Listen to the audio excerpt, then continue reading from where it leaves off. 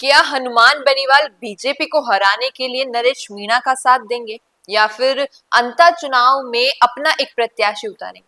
दरअसल एक वीडियो काफी ज्यादा वायरल हो रहा है। हनुमान बेनीवाल का मंच पर कह रहे हैं कि मुझे बीजेपी को तो नहीं जीतने देना है किसी भी हालत में। अब वहां पर मेरा प्रत्याशी तो मैं उतारना नहीं चाहता, लेकिन लोग कह रहे हैं कि भाई आरएलपी से किसी को लाओ। अब सोच रहा हूं कि किसी को उतारूं वहां पर या फिर जो निर्दलीय है उसके समर्थन में जाऊं, क्योंकि जाट तो वहां पर इतने हैं नहीं। क्या कुछ कहा हनुमान बेनीवाल ने, सुनिए फिर हम चर्चा करते हैं। अंता के अंदर उपचुनाव हो रहा है, हमारे समाज के वोट बहुत ज्यादा नहीं हुआ, लेकिन अंता के अंदर से भी आवाज आ रही है कि हनुमान जी आप आरएलपी को लड़ाओ।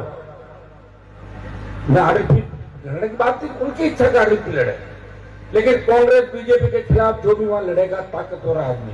हम एक बार बात करेंगे कि हमारी अगर उनको मदद करने से पहला टारगेट तो मेरा रहेगा कि बीजेपी हारे। देखो मेरे मन की बात। श्री मेवाड़ हेलीकॉप्टर मानसरोवर जयपुर लेकर आया है आपके लिए बहुत बड़ा उपहार।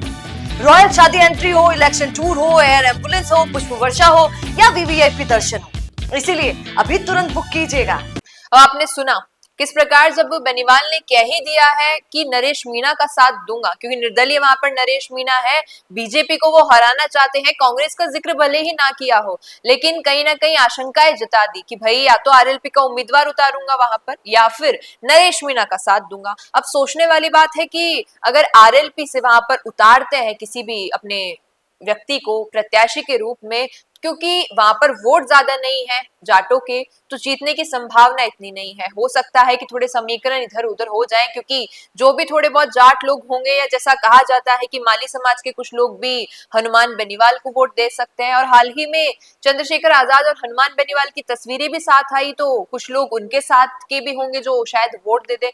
वोट बढ़ जाएंगे, जीत का हम कह नहीं सकते हैं कि अगर प्रत्याशी उतरता है आरएलपी का तो जीत होगी या नहीं, लेकिन इतना तो तय है उन्होंने जिस प्रकार कहा कि भाई पहले वो कहते थे कि नरेश मीणा को मैं आरएलपी का प्रत्याशी बनाना चाहता हूं, और नरेश मीणा ने भी इस बारे में विचार विमर्श किया था कि आरएलपी से उतरूं या फिर निर्दलीय बनकर जाऊं, और निर्दलीय उन्होंने नामांकन कर दिया है।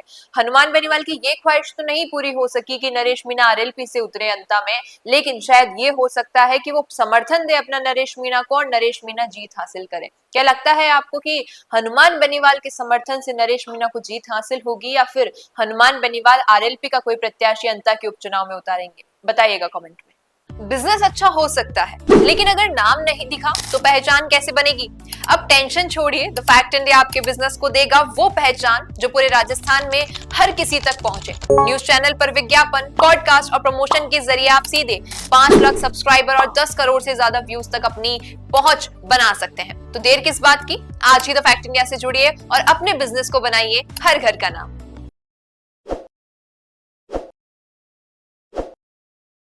ताज़ा खबरों के लिए विजिट करें द फैक्ट इंडिया की वेबसाइट और डाउनलोड करें द फैक्ट इंडिया ऐप।